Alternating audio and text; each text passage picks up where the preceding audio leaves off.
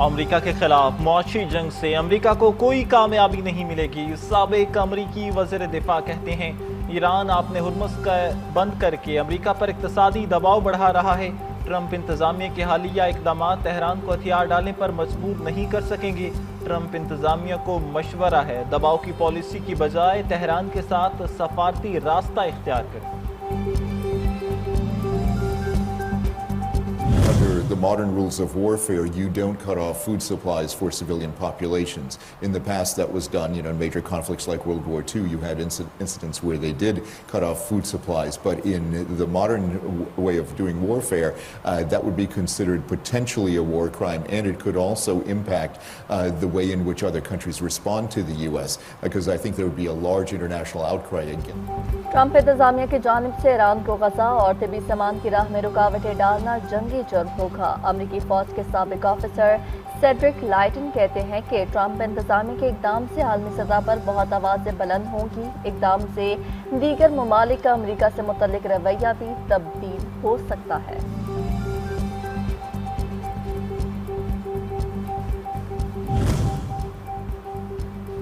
دشمن ایران کو وینزویلا بنانا چاہتا تھا لیکن اس کی سازش ناکام ہوئی۔ صدر مسعود پزشکیان کہتے ہیں ایران اب بھی حالت جنگ میں ہے۔ ایرانی امریکی پابندیوں کے سامنے ثابت قدم رہے۔ امریکہ چاہتا تھا ایران تباہ ہو جائے لیکن ایسا نہیں ہو سکا۔ ایران کی اندرونی اتحاد سے دشمن کو حیران اور پریشان کر دیا۔ جنگ میں ایران ایک نئی طاقت بن کر ابھرا ہے۔ آج کا ایران جنگ سے پہلے والا ایران نہیں۔ ایرانی نوجوانوں کے ذہنوں میں امریکہ کا تصور بدل چکا۔ ایران کے سپریم نیشنل سیکیورٹی کونسل کے سیکرٹری محسن رضائی کہتے ہیں کہ ایران پر حملوں کے بعد دنیا ایٹمی ہتھیاروں کے حصول میں دلچسپی میں اضافہ ہو گیا۔ ٹرمپ نے جوہری سلامتی کے بجائے جوہری عدم تحفظ پیدا کیا۔ ایران کے خلاف معاشی جنگ میں امریکہ کا ساتھ دینے والے ممالک کو بھی خبردار کر دیا۔ کہا کہ امریکہ سے جنگ کے تجربات اگلی جنگ میں استعمال کریں گے۔ امریکی فوجی محاذ پر ایران سے شکست کے بعد اب سیاسی، سماجی یا علاقائی دباؤ کی پالیسی پر گامزن ہے۔ ایرانی بسیج کمانڈر حسین طائب کہتے ہیں طاقت کا عالمی نقشہ تبدیل ہو رہا ہے۔ امریکہ اب دنیا کا مرکز نہیں رہا۔ امریکہ اپنی جنگی حکمت عملی کی ناکامی کے بعد اب دیگر محاذوں پر دباؤ ڈالنے کی ناکام کوشش کر رہا ہے۔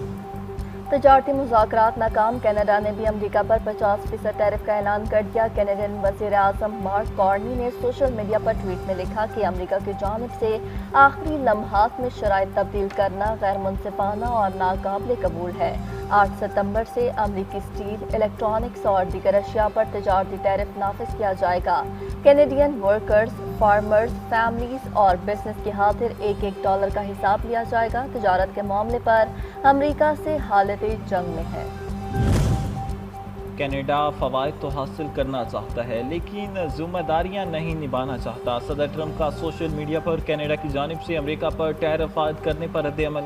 کہتے ہیں کینیڈا نے بھی کئی سال ہمارے کسانوں پر بھاری ٹیکس کیے رکھا، اب مزید نہیں چلے گا۔ امریکہ میں مستقل سکونت کے خواہش مند افراد کے لیے بڑی خوشخبری۔ صدر ڈونلڈ ٹرمپ کی امیگریشن پالیسیز کے لیے بڑا دھچکا۔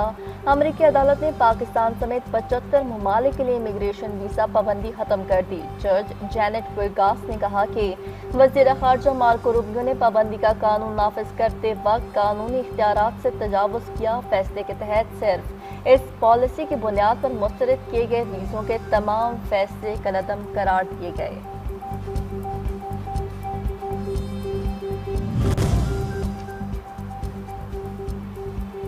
یوکرین نے پینڈا باکس کھول دیا، اب اس کے معاشی حق نشانہ بنیں گے اور سخت جواب دیا جائے گا۔ روسی صدر کی میڈیا سے گفتگو۔ صدر پیوٹن کہتے ہیں یوکرین نے ہمارے معیشت کو نقصان پہنچانے کی کوشش کر کے خود اپنا ہی نقصان کیا۔ جواب کے لیے تیار رہے۔ روس امن مذاکرات کے لیے تیار ہے لیکن یہ مذاکرات میدان جنگ کی حقیقی صورتحال کی بنیاد پر ہونے چاہیے۔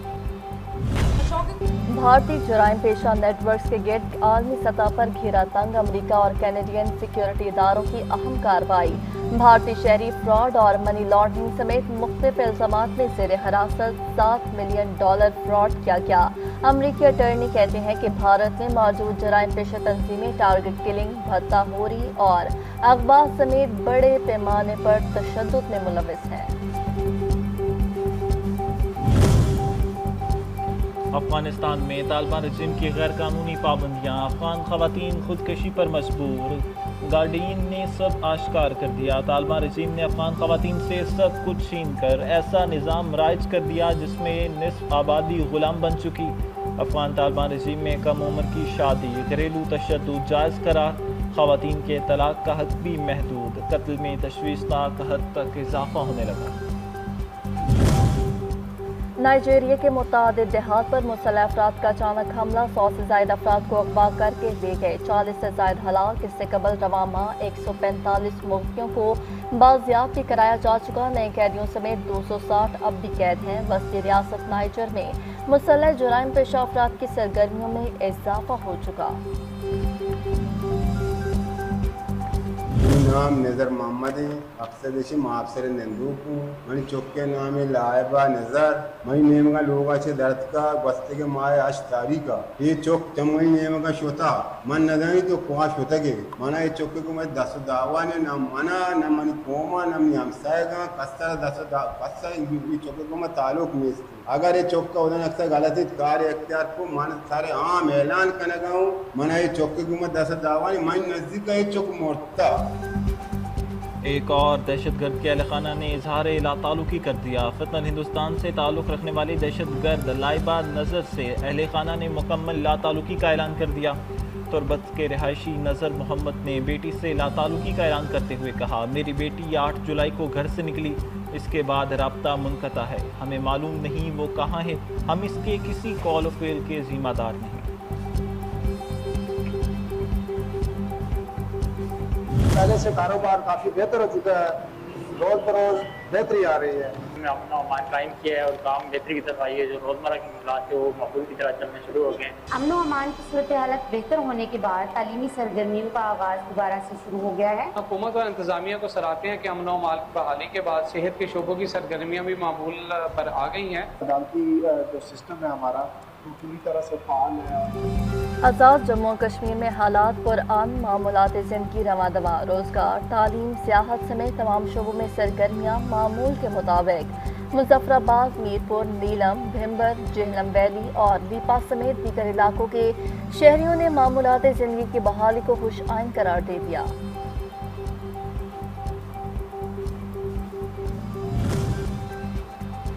गिलगित बल्तिस्तान और आज़ाद कश्मीर के मुआशी खुशहाली, रोशन मुस्तकबिल के लिए एक और अहम पेशरफ्त, दिलकश वादियों की तकदीर बदलने और जुग्राफियाई फासले कम करने के लिए गिलगित ताउबट रोड पर तेज़ी से काम जारी।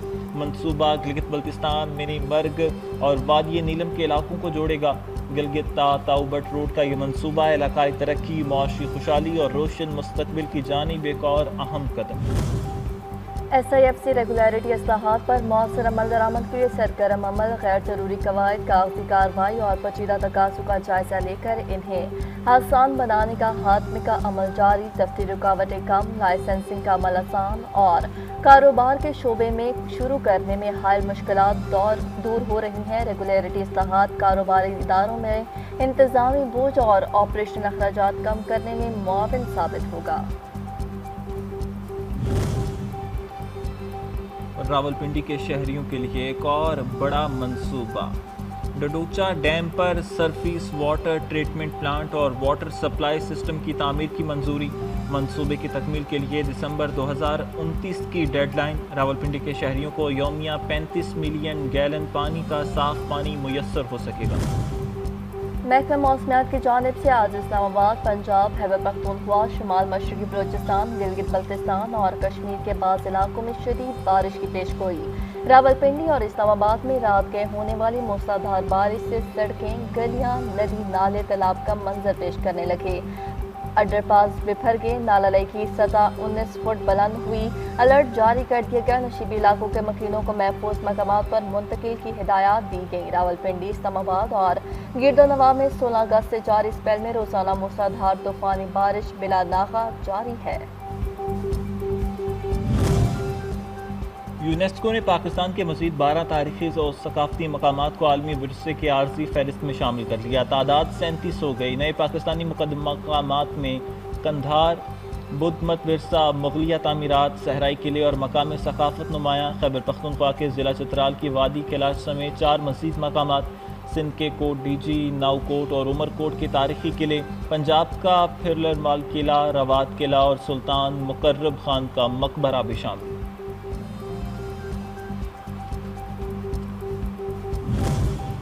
اور پاکستان اور انگلینڈ کے درمیان ٹیسٹ سیریز کا دوسرا میچ 27 اگست سے لارڈز کے تاریخی میدان میں کھیلا جائے گا۔ پاکستانی ٹیم میں تبدیلیوں کا امکان۔ پہلے ٹیسٹ میچ میں پاکستان ٹیم کو شکست کا سامنا کرنا پڑا۔ انگلش ٹیم کو شاہینوں کے خلاف برتری حاصل۔